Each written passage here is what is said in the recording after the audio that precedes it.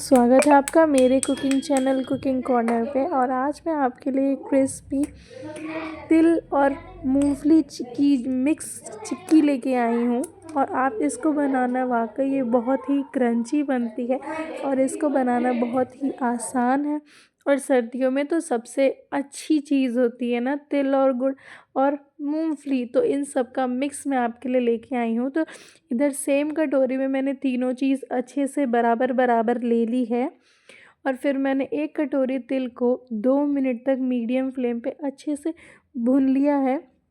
इसको ज़्यादा नहीं भूनना क्योंकि ये कड़वा हो जाएगा। मात्र 2 मिनट तक मैंने मीडियम फ्लेम पे इसको अच्छे से भून लिया है।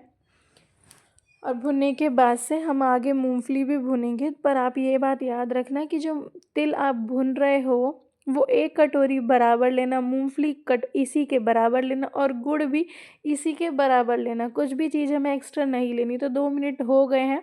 अब मैंने इस तिल को निकाल के और 1 कटोरी मूंगफली जो मैंने ली थी उसको भी अच्छे से 10 मिनट तक मीडियम फ्लेम पे भून लिया है। और अब ये अच्छे से जब भुन गया है, आप देख सकते हैं कि 1-2 मूंगफली के जो छिलके हैं वो निकलने लग गए हैं। मतलब हमारी जो मूंगफली है वो परफेक्ट भुन गई है। तो जब ये अच्छे से भुन गई है तो मैं अब इसको भी अब हटा लूँगी। और जब ये ठंडी हो जाएगी तो मैं इसके छिलके अच्छे से निकाल लूँगी। उसके बाद मैं आपको दिखाती हूँ। तो इधर जो मैंने तिल भुना था उधर मैंने सारा तिल इस मिक्सर में डाल के 2 से 3 चम्मच मैंने छोड़ दिया था, क्योंकि मैं ऊपर डेकोरेट करने के लिए रख दूँगी। तो ये मैंने ऊपर से जो मैं बनाऊँगी उसके ऊपर लगा के दिखाऊँगी, तो आपको आपको पता चल जाएगा मैंने ये किस लिए छोड़ा है।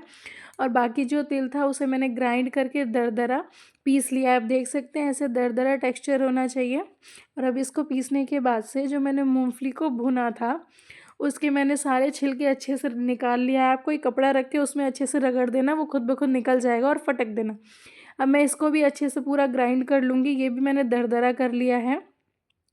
मूंगफली भी अच्छे से दरदरा हो गई और तिल भी अच्छे से दरदरा हो गए। अब आते हैं गुड़ की बारी आती है।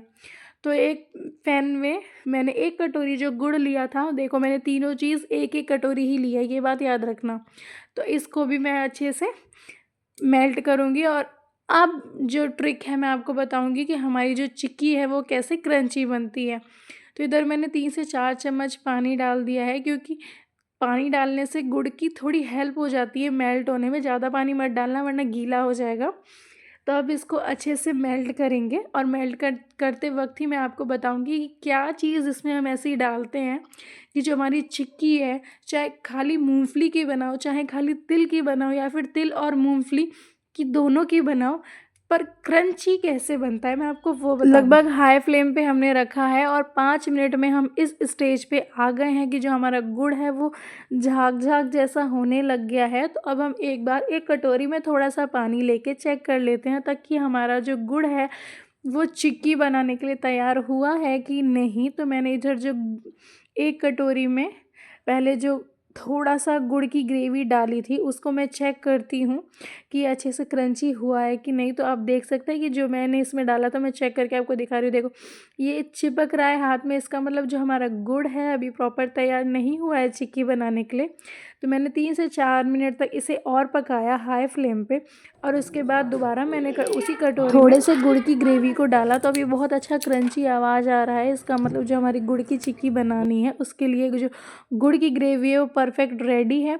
तो अब मैंने यहाँ पे जो मूंगफली और तिल का जो ग्राइंड किया था, जो पाउडर बनाया था, उन दोनों चीज़ों को मैंने यहाँ पे ऐड करके अच्छे से जल्दी जल्दी मिक्स करूँगी। जल्दी जल्दी मिक्स इसलिए करने को कह रही हूँ क्योंकि जो गुड़ होता है बहुत जल्दी ठंडा हो जाता है और अगर ठंडा हो गया तो वो जिस स्टेज पे है वैसा ही रह जाएगा, उसको कोई शेप नहीं आप दे पाएंगे। तो इधर मैंने जो फ्लेम है उसको ऑन ही रखा है, एकदम लो फ्लेम पे करके मैं इसको मिक्स कर रही हूँ ताकि जो गुड़ है वो गर्म रहे और हम जल्दी जल्दी हमारा जो पाउडर है जो हमने डाला है तिल और मूंगफली को उसको अच्छे से मिक्स कर सकें। और जब ये अच्छे से मिक्स हो जाएगा तो आप अपने मन की कोई भी शेप इसको दे सकते हैं। मैंने जो जब ये अच्छे से मिक्स हो गया है तो मैंने इसको एक वेजिटेबल चॉपर पे ट्रांसफ़र कर दिया था। उससे पहले मैंने उसे घी से गार्निश कर दिया था ताकि वो जो चिक्की मैं ट्रांसफ़र करूँगी वो चिपके नहीं। तो घी का गार्निश करने के बाद से आप मैदा भी डस्ट कर सकते हैं या शुगर पाउडर भी डस्ट कर सकते हैं। उसके बाद से मैंने जो चिक्की का बैटर तैयार किया था मैंने वेजिटेबल चॉपर पे डाल दिया है और अब हम इसको अच्छे से फैला देंगे। तो ये गरम है इसलिए मैंने ये रिफ़ाइन का जो पैकेट आता है मैं उसी से दबा दे रही हूँ क्योंकि मेरे पास बटर पेपर नहीं है। तो मैं इसको अच्छे से मिक्स कर दे रही हूँ। आप इस पन्नी को रख के और बेलन से भी बेल सकते हैं ताकि ये इवन बेल जाए, एकदम बराबर हो जाए। और अच्छे से बेलने के बाद आप इसको अपने मन की कोई भी शेप दे सकते हैं।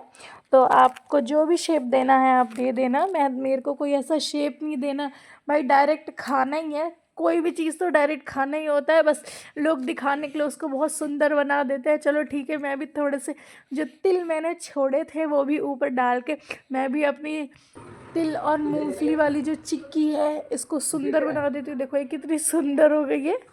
तो अब आप चाकू की मदद से इसमें गरम में ही इसमें शेप दे देना और जब अच्छे से ठंडी हो जाएगी 3 से 4 घंटे बाद तब आप इसे तोड़ना। ये बहुत ही क्रंची बनती है और सर्दियों की ये रेसिपी तो बहुत ही अच्छी होती है क्योंकि सर्दियों में तिल, मूंगफली, गुड़ तो ये सब खानी चाहिए क्योंकि ये तीनों चीज़ गर्म तासीर की होती है। तो आप ये गुड़, तिल, मूंगफली की चिक्की को एंजॉय कीजिए और बना के ज़रूर बताइएगा कि आपको ये रेसिपी कैसे लगी। Thank you for watching.